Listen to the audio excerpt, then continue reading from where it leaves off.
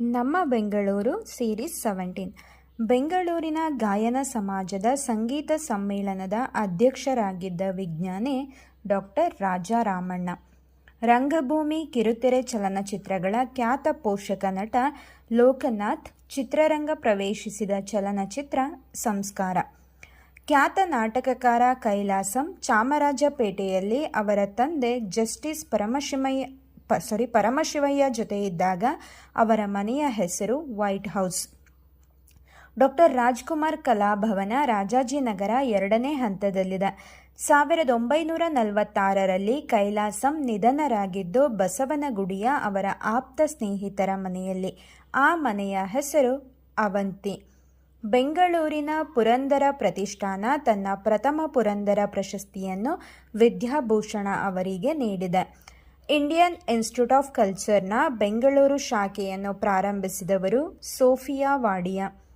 ಆಕಾಶವಾಣಿ ಬೀದಿ ನಾಟಕ, ಬಡಾವಣೆ ನಾಟಕಗಳಿಂದ ಮನೆಮಾತಾಗಿರುವ ರಂಗ ಕಲಾವಿದ ಎಸ್ ಮೂರ್ತಿ. ಬೆಂಗಳೂರಿನ ನೃತ್ಯಪಟು ವೈಜಯಂತಿ ಕಾಶಿಯವರ ಪತಿ ವಿಜಯ ಕಾಶಿ ರಂಗಭೂಮಿ, ಕಿರುತೆರೆ ಚಲನಚಿತ್ರಗಳ ನಟ. ನಡುಬೀದಿ ನಾರಾಯಣ ನಾಟಕವನ್ನು ರಚಿಸಿದವರು ಮಾಸ್ಟರ್ ಹಿರಣ್ಣಯ್ಯ. ಖ್ಯಾತ ನೃತ್ಯಪಟು ರಾಮಗೋಪಾಲ್ ಅವರ ಶಿಷ್ಯರಲ್ಲಿ ಒಬ್ಬರು US ಕೃಷ್ಣರಾವ್. ರಾಮರಾವ್ ನಾಯಕ್ ಅವರು ಹಿಂದೂಸ್ತಾನಿ ಸಂಗೀತ ಗಾಯನದಲ್ಲಿ ಖ್ಯಾತರು. ಬೆಂಗಳೂರಿನ ಹಳೆಯ ನೃತ್ಯ ಸಂಸ್ಥೆ ನೃತ್ಯ ಕಲಾಮಂದಿರ ಆರಂಭಿಸಿದವರು ರಾಮ್ ಗೋಪಾಲ್. ಕನ್ನಡದ ಮೊಟ್ಟಮೊದಲ ಭಾವಗೀತೆಗಳ ಕ್ಯಾಸೆಟ್ ನಿತ್ಯೋತ್ಸವ 1978ರಲ್ಲಿ ಬಂದಿತ್ತು. ಖ್ಯಾತ ನಟ CR ಸಿಂಹ ಅವರು ಕೈಲಾಸಂ ಬದುಕು ಸಾಧನೆ ಕುರಿತು ನೀಡಿದ ನಾಟಕ ಟಿಪಿಕಲ್ TP ಕೈಲಾಸಂ.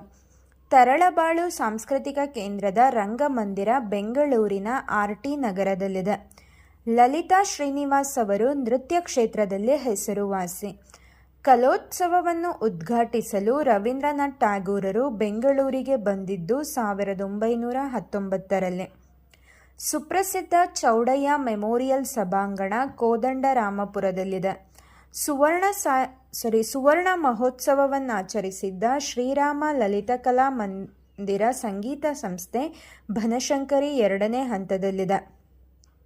ಬೆಂಗಳೂರಿನ ಸುಪ್ರಸಿದ್ಧ ತ್ಯಾಗರಾಜ ಗಾನಸಭಾ ರಾಜಾಜಿನಗರದಲ್ಲಿದೆ.